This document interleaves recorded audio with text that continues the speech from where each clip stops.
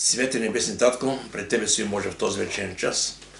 Благодаря си, Боже, че в края на тази вечер отново тази чудесна възможност да бъдем в единодушие ведоми с брати и сестри Божи, от Словото Ти, Боже, ето брати има от Германия, от Холандия, от Англия и от България. Ти благослави, Боже, на истина общението ни. Нека Свети Дух да бъде събранието, нека всичко, което вършим, Господи, да бъде за Твоя прослава, а не спаляме, Господи, мъжка, така и Янка Сил. Моля, Свет Татко, сега премини от сърце на сърце. Прости всеки един грех, грешка не падна, умини в кръвта си, Господи Боже, и Ти моля, Татко. Благослови Словото си, нека Словото Ти да не се върне празно, но да извърши това, за което изпраща час. И цялата слава нека бъде си, Татко мой. Моля Те, защити мои брати и сестри Божи, всеки премина през своите изпитания. Аз Те моля, Татко, Ти чувай всяка една молитва и давай отговор на всяка нужда според Твоята воля, Святи Господи. Моля за брат от Тая Божия, който се подвига, Господи Боже, вам така скръмно кълното Божие, така има време. И си усъвършен, Господи Боже, моля за всички брати и сестри. За брат Ласко и Климя, благослови като семейство, брат Николай, благослови Татко и неговия дом. Той така на Божия със светла Божия. Моля за всички брати и сестри Божи. Брат Янко от Германия, благослови Татко. Коли Сашко от Германия. Брат Янко от Англия. Брат Сонян Колан, не го забравяй Божия него. Той така само е всички брати и сестри. И те моля Татко Страпенка, благослови Татко. Сега те моля Татко, благослови Словото си. Ти сказал Словото Божие, не само сляпчия човек, но всяко Божие Слово. Говори тази че чрез Твое Слово, Господи Боже, не сме готови да слушаме. Амин, Татко. Амин. Слава да бъде на Господа. Днеска темата ми върху ще се вземе днеска е една среща, която може да промени живота ти. Ще кажа защо. Всеки от нас в своя живот върви по пътя, който си е предопределил и си възнамерява точно напред, прави си планове за живота си. Понякога за месеци, за година, за 2, за 5. Всеки човек има някаква визия за своя живот. И това е нормално. Не сме хора. Обаче, има една личност, когато срещне, може да промени всичко в твоя живот. Ще дам един пример. Знаете ли, при 20 години, може би бях на една конференция. И тогава имаше един пастор от Америка там. И той каза едно много силно свидетелство. Този американец. Той не бил вярващ. Съжда се не се разбил добре. Децата му и всяк се няма така добри отношения. На работа има проблеми. И не стига до там. И като се фърли от моста, вече се край на живота си. И отива на моста и тъква се кача и чува глас от небето. Това е истински. И който така, не умирай, аз се бях и заради тебе. Чува направо глас. И той в него момент се стреснал. Кой може да му говори? И в един момент успокоил се, после отива на църква, вярва Господа, дал ти свидетелство, след ме учи в Библейска академия и става пастор. И наистина той бяха негови име. Какво искам да кажа? Никой човек не знае в живота си докъде ще стигне, кой ще преживее, кого ще срещне и кой може да се промени живота му. Не искам да кажа, че една среща със сигурност може да преобърне живота ти. И тая среща е с Господ Исус Христос, не с човек. Хората понякога може да бъдат приятели, може да бъдат не толкова приятели. Всеки може да иска да помогне, но не всеки може да има с бонус. Но идейки при Господа, винаги става промяна. Ще дам един пример с това вижте. Рибарите стояха на ловяха риба. И след това каза, тръгвай се към срещичко. Тръгнаха. От рибари станаха велики апостоли пред Господа. Захей беше бирник, богат човек. Исус му каза, повярвай Господа. И той повярва и наистина. Галя! И беше спасен. Също стана с Матей.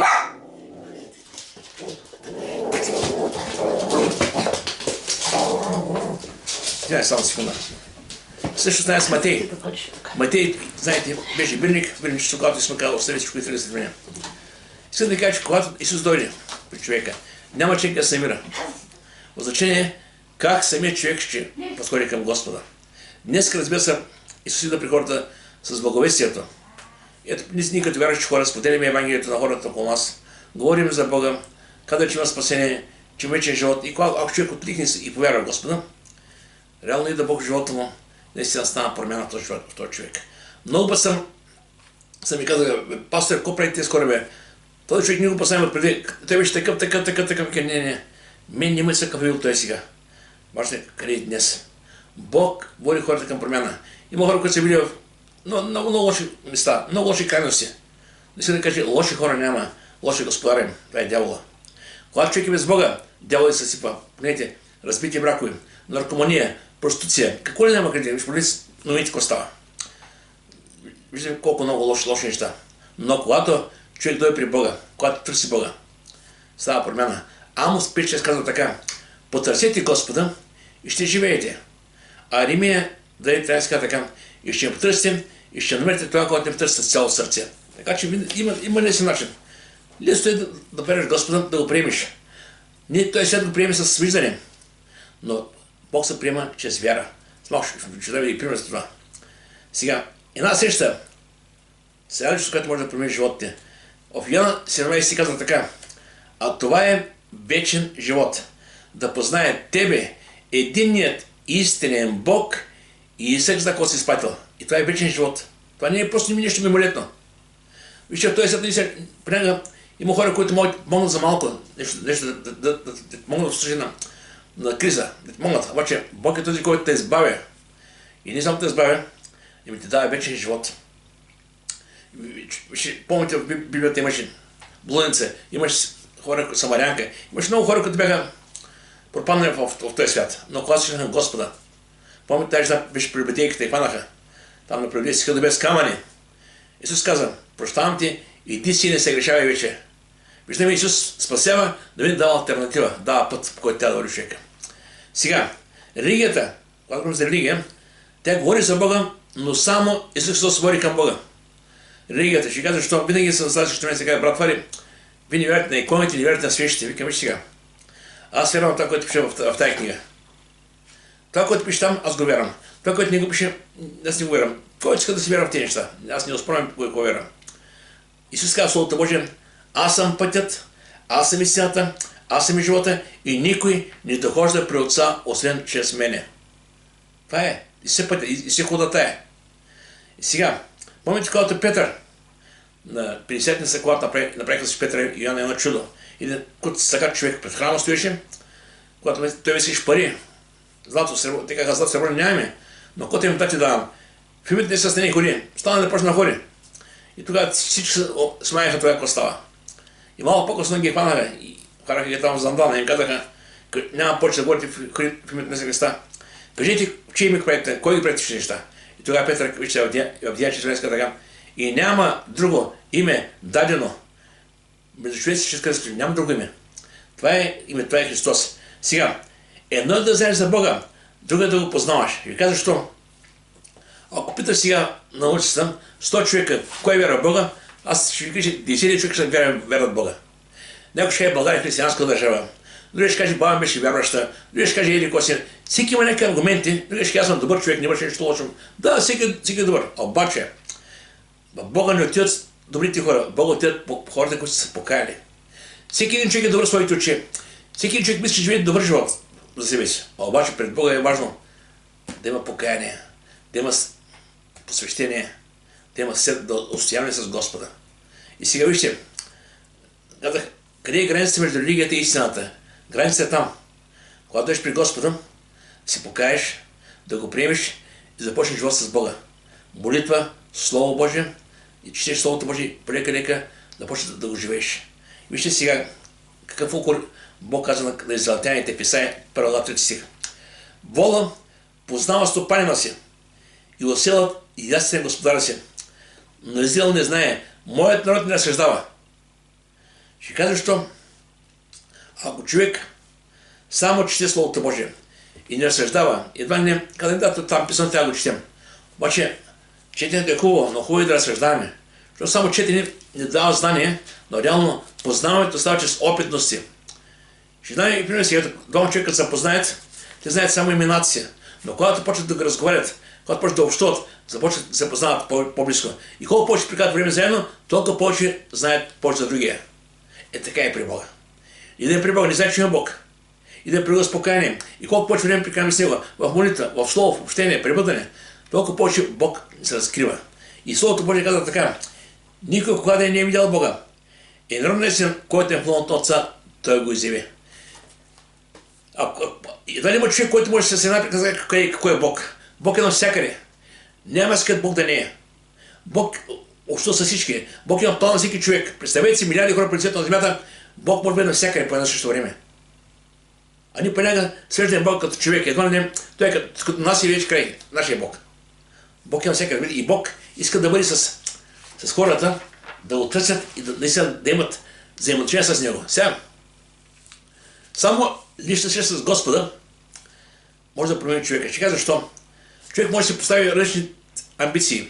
Примерно, сега има хора, които имат определени слава. Сега ще се напъна, вече ще спа да прави това. Добре, ще се напъниш, ще откажеш това едно, обаче това не те прави правилен. Ти със своя силен се опиташ да промениш себе си. Това е добре. Обаче истинната промяна идва тогава, когато приемеш Христос, когато Той дойде да живее в тебе. Защото колкото се напълваш, ти си грешник. Един грех спираш, друг грех правиш. Така не, че няма как. Самия апостол Павел 4:7 глава, там пише като закони, кой знае, че закони казва така. С ума си знам кой е добро, ама плътта ме тегли към греха. И докато се обърна, вече съм готов.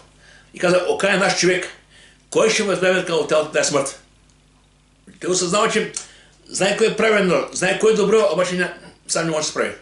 И каза така, благодаря на Бога, има избавление чрез Исуса. Това е личността. Слава добре, но вижте сега. Матей 11 глава, 28 стих, Исус каза така, Словото Божие, елате при мен, отрудени и обременен, аз ще успокоя. Всеки един човек в тази графа, отруден, обременен от греха, от света, от миналото човека, който живее. Всеки един човек е там, в тази графа. И после каза, Йоан 6:37 каза така, и който дойде при мен, никак няма да го върна, никак няма да го изгоня. Значи виждаме, че условието е да дойдем при Господа да си вяра. Не се иска нищо повече. Сега много път се казва, има хора, които казват така, не съм страшно добър да бъда в църква. Имам стари грехове, върши неща, които не са достойни за да бъдат в църква. И когато човек вижда себе си недостоен, именно той осъзнава, че има нужда в църква. Аз такива хора каня да стоям. Елате такива, които сте бе. Защото човек мисли, че тя се промени и тогава дори. Ама той сега не може да се промени. Промяната я прави Бог. И вижте какво става сега. Йоанна 6:64 казва така, никой не може да дойде при мене, ако не го привлече Отец, който ме е пратил и аз ще го се последвам. Вижте колко си относно. Значи сега дума. Бог се ангажира с спасението на тези, които са при него. Значи той кани хората. В второто писание така, очите на Господа обикаят по лицето на цялата земя и търсят сърца, съвършени разположени към него, за да се покаже, че той милости към тях. Значи Бог продължава и днес да обикаля, да търси хора. Инициативата е от Бога. Идва при хората. И когато човек чуи благата, когато чуи, че има вечен живот, че има покане, трябва наистина да откликне. Евреи 3:15 казва така, ако днес чуете гласа му, не закоревявайте сърцата си. Или не се пече, че го чувате, ако мога така. Но това е много важно. Сега, Исаия 55 казва така, търсете Господа, докато не може да намерите, призовавайте го, докато е близо. Значи, в живота на човека има моменти, в които Бог е много близко до всеки човек. Нещо не е всякъде. Той е всякъде, но има моменти, когато идва при всеки интимно, близко. С цел този човек да го се покая и да го приеме. Има хора, които пропускат този момент. Пропускат шанса за своя живот. Бог идва втори път, трети път, не знам, Бог идва на същото път е живота на човека. Но въпрос е, когато чуеш благата, наистина трябва да разбереш, че имаш нужда от този, който те вика. Инициативата от Бога, но избора е личен и зависи от човека. Без човека няма как да спасим. Сега, ако зависиш само от Бога, без нас, то тогава Бог може да каже, айде всички нагоре в небето. Който е желал, айде ще нагоре. Няма такова нещо. От него инициативата на избора на наш спасен личен нас. Вижте, рибарите се срещат на Христос и се промениха. Вижте, Марка сега, Марка 1:16-20 костана сега. Представете ето, рибарите там ловуват, всеки ден варят риба, продават и схранят семейството. И това е техния живот. Това е чакто ежедневие. И в точно един такъв момент идва един там обикаля, проповяда и виж какво прави сега. Какво става сега, вижте. А когато минаваше край Галилейското езеро, видя Симона и брат му на Симона Андрей, че хвърляха мрежите в езерото, понеже бяха рибари. И си им рече, вървете след мене, аз ще направя да станете ловци на човеци. И те веднага оставиха мрежите и отидаха след него. Представете си, ето ще. Оставяха бизнеса си, оставяха за работи, тръгнаха при Христос. Сега думам, необходимо е човек да остави нещо в този свят, след Господа. Ще казва, защото няма как да лъчим нашите грехове, нашите пороци, всичко останало, което наистина той се държи, и заедно с раните, с всичко да вървим на небето. Няма сега да се получи. Оставаш своите слабости, пороци и грехове, кажеш, Господи, аз съм до тук. Там, където не успяваш, остави в ръката на Господа, помоли се Бог да ти помогне. Така че трябва да има решение от твоя страна да кажеш, Господи, да, аз знам, че наистина си жив и реален, аз съм много добър, но знам, че ти можеш да ме промениш. И вижте, бирниците, Матей и Захей, бяха бирници, прямо казах. И домата, когато Исус ги покани, Матей беше много интересно, Матей беше в бирничество, когато отиде при него Христос и му каза, тръгни след мен, Матей покани, направи гощение, покани бирници грешни с приятелите, направи банкет. И тогава дойдоха бирници и грешни казаха, защо ваше отишъл да пи с бирници и грешници? И тогава Исус, кой ми каза Исус, сега вижте, това е много важно. Той не се оправдаваше, че е там. Напротив, той каза така, здравите нямат нужда от лекар, а болните. Не съм дошъл да призова правените, но грешните на покаяние. Тези хора са са праведни, фарисеите и грешници, но не разбираха, че те се нуждаят много повече, отколкото всички останали. Но така нещо, това беше техният избор. Също се получи с Никодим. Помните Никодим, когато дойде при Господа нощите и започна да разпита Исус. И тогава Никодим повярва, когато Исус му каза, ако човек не соли отгоре, нека не е Божие царство. И по-късно вижда Никодим, че беше един таен ученик на Господа. Самарянката, спомните си, кой беше с нея. Когда имаш пите мъже, този, който бъде седен, ти имаш, той се обличи, така и кланяница. Имах разговор с самарянката и след това самарянката повярва, че той е Господ. И те разгласява Божието Слово. Разбойника на кръста. Казвам тези неща, разбира, че само Христос може да направи промяната. Дай отделни хора, които са били на прилично място. И банкери, и рибари, фарисеи, самарянката, сега разбойника на кръста. Часове преди края на живота си, какво направи? Началото си супер играх с Господа, казаха, ако си Господ със себе спаси нас, спаси. Те мълчиш, да ми казаха, очи тези лето ще вършат. Но малко по-късно, разбойник каза, Господи, ние с него да служаваме да бъдем тук, другия ръба. Ти си свят, прости ме. Той беше покаяние, вижте. Той нямаше много време. Искам му каза, такива хора като тебе в небето не ви трябват. Ти си мошенник, ти си лъжец, ти си убиец, може да му каже. Обаче искам му каза, истина ти казвам, още днес ще бъдем в рая. И как ще бъде в рая? Той в момента беше на кръста. Значи в момента, в който затвориш за този свят, ще бъдеш приеман. И много пъти ме питат, братвари, кой стане с нас, когато вземем ще ще бъдем в небето, при Бога.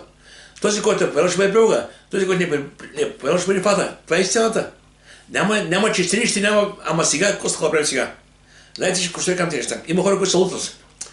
Чуят Богата вест, но не се решават. Даже имах преди един колега, му казах така, Петя, така и така, си добър човек си. Повярвай ме. Той казва, аз казвам, вярвам, че ти си искрен, да вярваш. Аз се познавам, казал преди, виждам сега как живееш ти. Вярвам, че твоята вяра е искрена, че обичаш Бога. Аз казвам, не мога казвам. Аз казвам сега, ще живея както аз се знам, там, като ти ми кажеш, ще разберем как с него.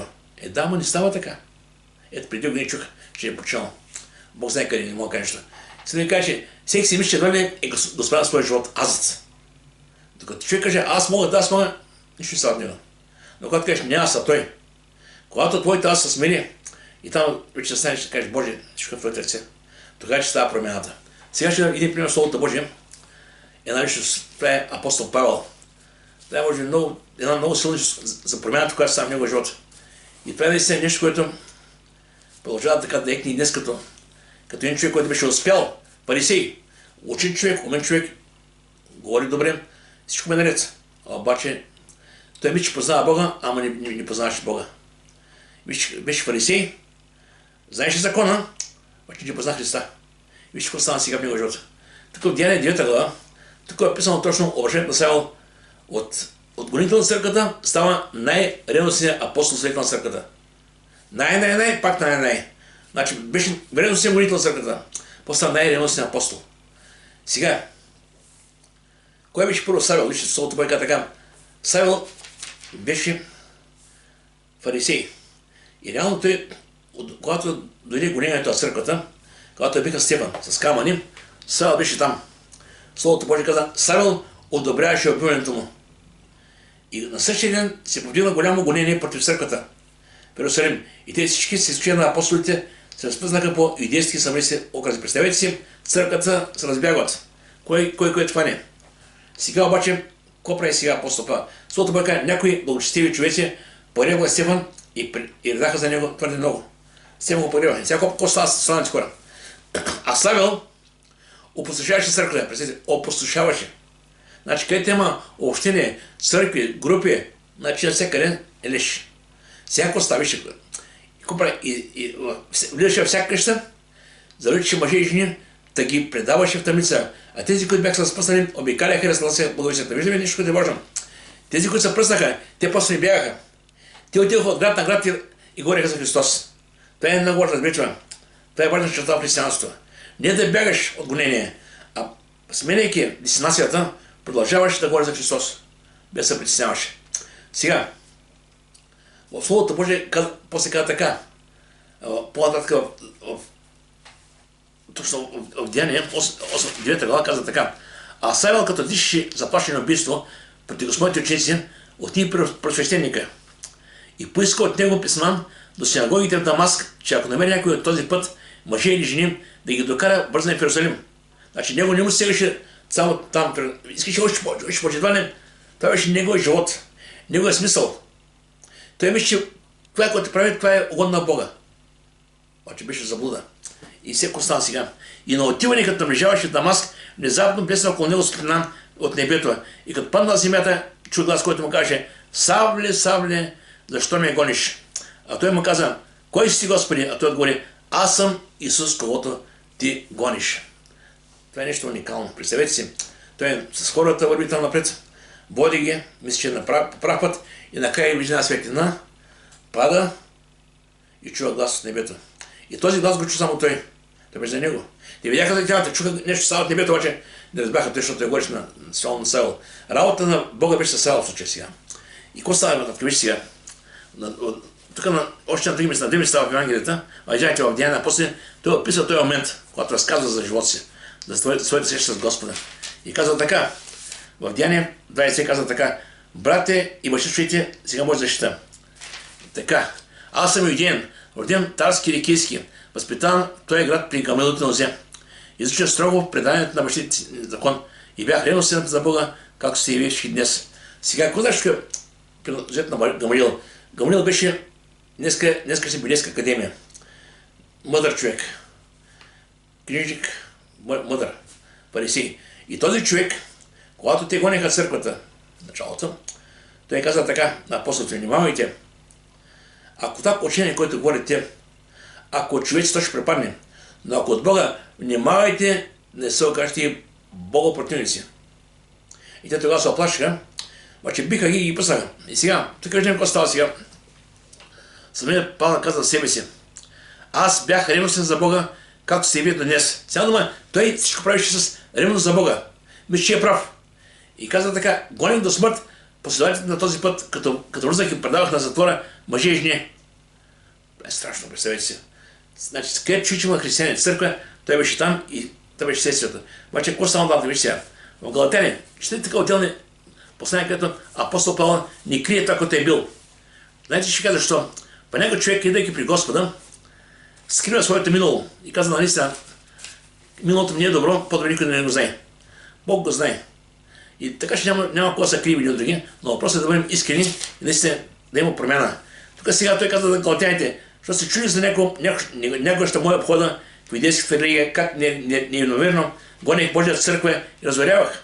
И напредвах в юдейската религия повече от мнозина на мои връстници, между съотечествениците си, като бях по-голям ревнител за преданията от бащите им. Той каза: аз бях най-първия. Бях лош, но бях най-лош от тях, ако мога така. Обаче виж какво са. Когато Бог дойде в живота на човека, и става реалната промяна. Сега, от ревностния гонител църквата, той стана най-ревностния благовестител, ако мога така за апостол в неговото време. В 22 глава, 6-14 сега така Деяния. Ще си го, защото това са за насърчение, вижте. И наистина това са много важни неща. Самият Павел каза за себе си после. И когато вървях и приближавах Дамаск, като пладне, внезапно, като към пладне, внезапно блесна от небето голям светлина около мен. И паднах на земята и чух глас, който ми каза: Савле, Савле, що ме гониш? Така повтаря същите неща. Аз казах: кой си ти, Господи? И рече ми: аз съм Исус Назарянин, който ти гониш. И тогава ти ми видяха светлината, но не чух гласа на този, който ми гониш. Виждам, че гласът от небето беше специално за Павел.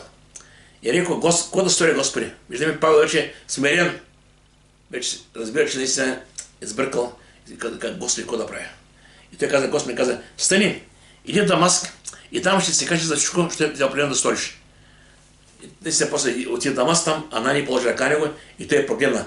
Нещо те виж сега. Тук се каза, аз съм този, когото гониш. И може когато той, вече Бог дойде при Анани и му каза, Анани, има един човек, който дойде при тебе, там, еди кой си, Павел, иди положи ръка на него. Обаче виж сега, Анани знаеш кой е този Павел и каза, Господи, не, това не е човека, един не те бъркаш. Сега, той отиде при Анани и каза, ето ме Господи, Анани. Господи каза, стани, иди на улицата, която се нарича Права и питай къща на вида за един търсен на име Савел, защото той се моли. Значи Савел тези 3 дни има общение с Богом, Бог му разкрива с цялата истина, всичко това, което е в главата му, като знание, като мъдрост, като всичко Бог му разкрива. И Павел вече разбира истината. И каза така, и видял един човек на име Анани да влиза да полага ръце на него. Но Анани отговори, Господи, чул съм мнозина за този човек, колко зло е сторил на твоите в Иерусалим. Значи сега дума, Анани каза на Господа кой е той. И да Бог не знае кой е. И тогава каза, и тук имал власт от наши ученици да вържа всички, които предадат твоето име. Господи, че иди, защото той ми е съд избран, за да гласява моето име пред народите и цари и пред съдържателите. Защото аз ще му покажа колко много той трябва да поставя за името ми. Наистина тази история всички сме чели и знаем наистина. Представете си, с каквато ревност апостол Павел служеше на заблудата тогава, гонеше истинска църква. С двойно по-голяма ревност апостол Павел започна да служи. И вижте, Словото Божие, като той не се запита ником, започна да проповядва Словото Божие, да създава общества и църкви. Хора се чудиха, какво прави този човек. Но вчера и гонеше, днес говори за Исус Христос. И да си изгледа, че когато човек повярва в Господа, става промяната в него. И апостол Павел имаше една стълбище. Филипяни 13.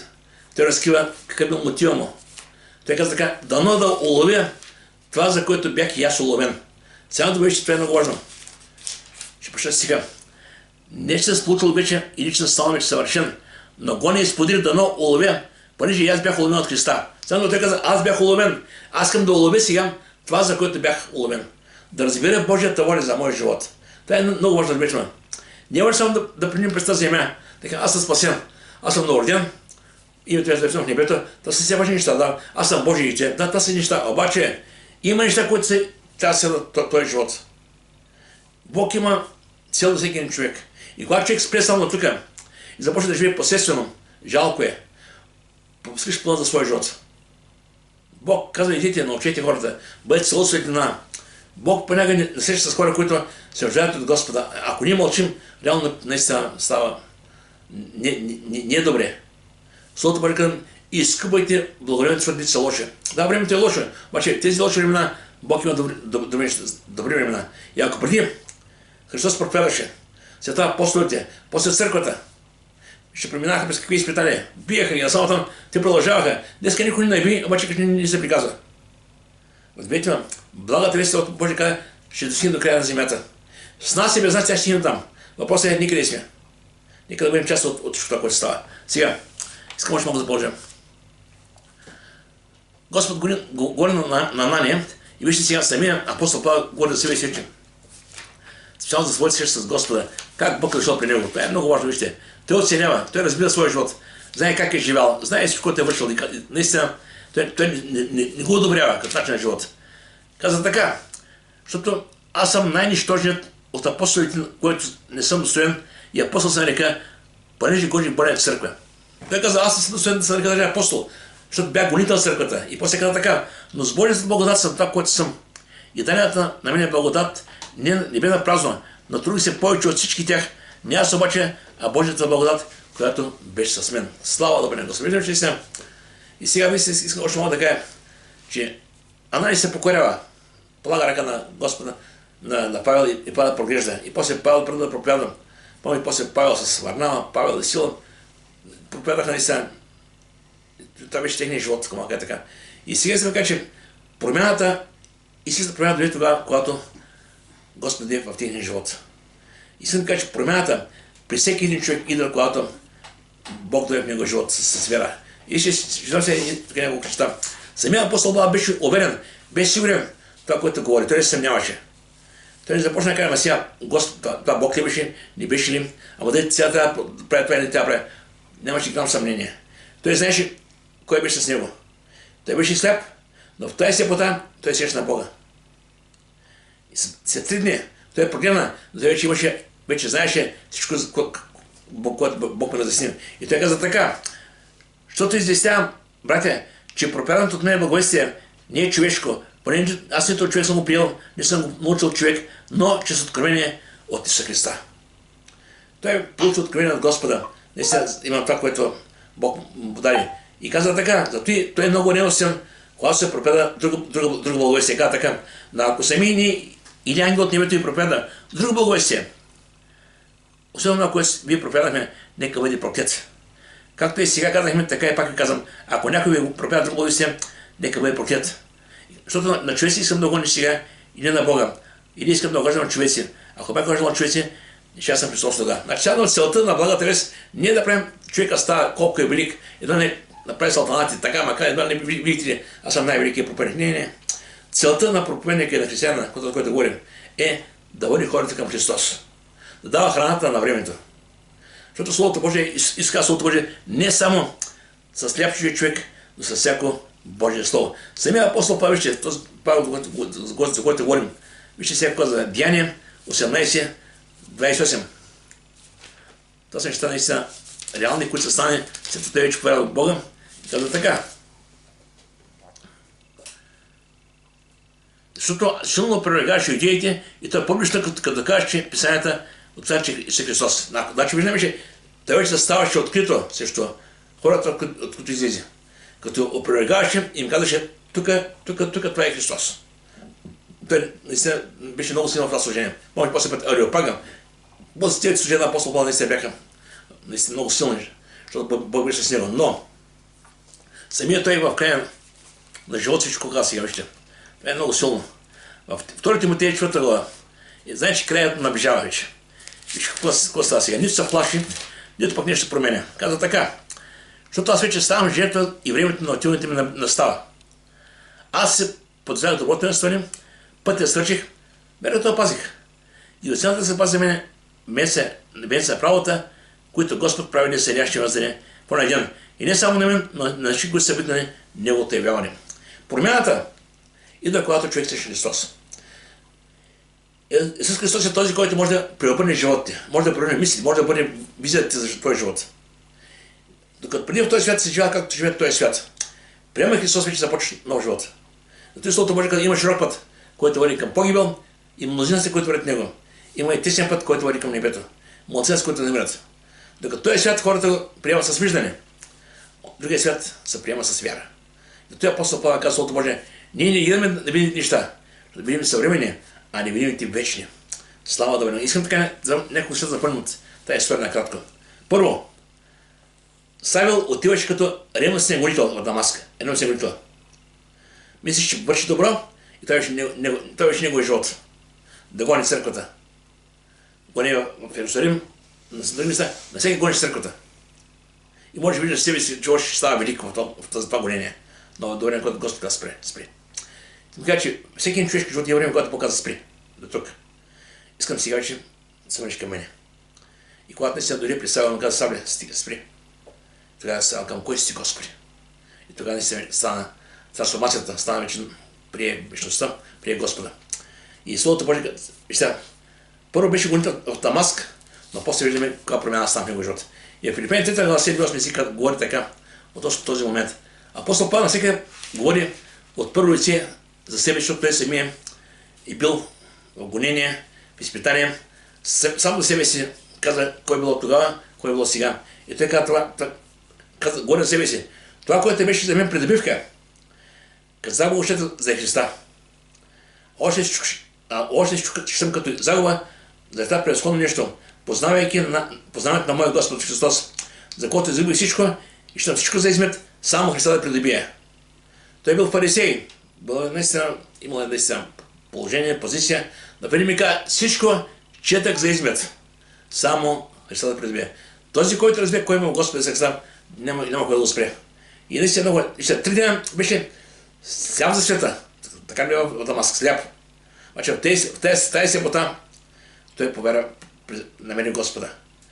Понякога хората в този свят са слепи за Бога, виждат този свят, но не виждат Бога. Бог иска да погледат хората сърцето си пред Него. Това е много важно. Сега, Савел проповеда ревността на Дамас, че си е Господ. Това беше неговата проповед. Нямаше кой да говорим. Това е нашата проповед. Исус е Господ и само Той е Спасител. Исус каза, аз съм пътят, истината и живота. Исус каза, аз съм вратата. В Исаия каза, че сме тази към мен пълните и спасени бъдете всички земни краища. И тази промяна, тя не стана така от тук така. Тя стана тогава, когато апостол Павел срещна Христос. И наистина тогава вече разбра, че този, който гонеше, този, който наистина не познаваше, ако мога така, но на хода мисли, че слушаше, той беше именно живее Бог. Така че, нека Бог да благослови. Искам да кажа, че щом си срещнал Господа, не го оставяй. Имай си време с Него винаги. В молитва, в общение, в слово. Пребъдете му, пребъдете. И колко повече пребъдете му, толкова повече Бог ще се разкрива и толкова повече ще имате увереност за това, че си на прав път. Нека Бог да благослови. Нека се помолим сега кратко.